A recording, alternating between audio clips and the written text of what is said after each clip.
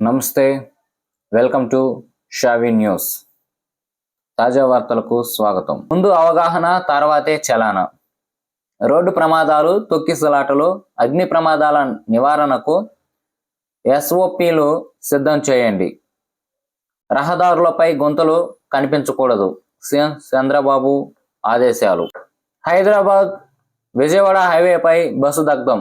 హైదరాబాద్ విజయవాడ జాతీయ రహదారిపై private travel బస్సులో ఒక్కసారిగా మంటలు చెలరేగాయి. ప్రయాణికులు క్రిందకు దిగడంతో పెను ప్రమాదం తప్పింది. ఈ ఘటనలో బస్సు పూర్తిగా దగ్ధమైంది.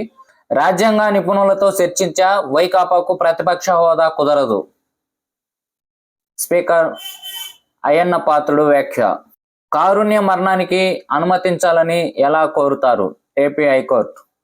కోర్టు అలాంటి అభ్యర్థనలను సమ్మతించదని మీకు తెలుసు కదా. రాయపూడి 5 సెంట్ల భూమి కేసులో న్యాయవాదికి హైకోర్టు ప్రశ్నలు. చదువు అవ్వలేదని కారడవిలోకి పారిపోయారు. 4 రోజులు గుహలోనే తలదాచుకున్నారు 2 బాలికలు. చదువులో వెనకబడ్డామని పాఠశాల నుంచి 2 విద్యార్థులు కారడవిలోకి పారిపోయారు. ఘటన ఆలస్యంగా వెలుగు చూసింది. 4 రోజుల పాటు దుంపలు తింటూ అక్కడి నీరు తాగుతూ గుహలో దాక్కున్నారు. డ్రోన్ల సహాయంతో పోలీసులు గాలించగా సోమవారం దొరికారు. విద్యార్థుల ప్రాణాలు కాపాడి తనువు సాలింది. కళాశాల బస్సు డ్రైవర్ కు గుండెపోటు రావడంతో వెంటనే బస్సును నిలిపివేసి 50 మంది విద్యార్థుల ప్రాణాలతో కాపాడు. ప్రకాశం జిల్లాకు సీఎం చంద్రబాబు 50 MSME పార్కుల వర్చువల్ గా ప్రారంభం.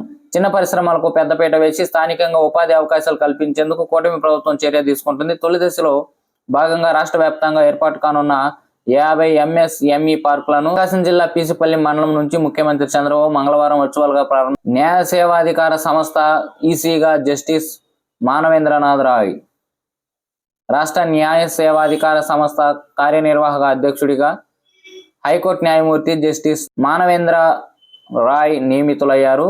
ఈ మేరకు ప్రభుత్వం సోమవారం ఉత్తర్వులు జారీ చేసింది. పంట నష్టాలు పరిశీలించిన కేంద్ర బృందం. కృష్ణా ఏలూరు జిల్లాలో పర్యాటకన. కృష్ణా ఏలూరు జిల్లాలో మొందా తుఫాన్ ప్రభావంతో దెబ్బతిన్న పంటను కేంద్ర బృందం సోమవారం పరిశీలించింది. ఢిల్లీలో పేలుళ్ల నేపథ్యంలో ఏపీ అంతటా అప్రమత్తం. బస్టాండ్, రైల్వే స్టేషన్లలో, లాడ్జీలలో విస్తృతంగా తనిఖీలు. అనుమానాస్పద వ్యక్తులను కనిపిస్తే 100-112కు సమాచారం ఇవ్వాలని డీజీపీ. 750 కోట్లతో అఫెక్స్ యోగా అండ్ నేచురోపతి పరిశోధన కేంద్రం. రాష్ట్రంలో 750 కోట్లతో affix research institute for yoga and naturopathy ఏర్పాటుకు 40 ఎకరాలు కేటాయించాలని కేంద్ర ఆయుష్ మంత్రిత్వ శాఖ రాష్ట్ర ప్రభుత్వానికి లేఖ రాసింది. 13 నుంచి 10 పరీక్ష ఫీజు చెల్లింపు. తరగతి పబ్లిక్ పరీక్షల ఫీజు ఈ నెల 13 నుంచి 25 వరకు చెల్లించేందుకు అవకాశం కల్పించినట్లు ప్రభుత్వ పరీక్షల విభాగం డైరెక్టర్ శ్రీనివాసుల రెడ్డి తెలిపారు.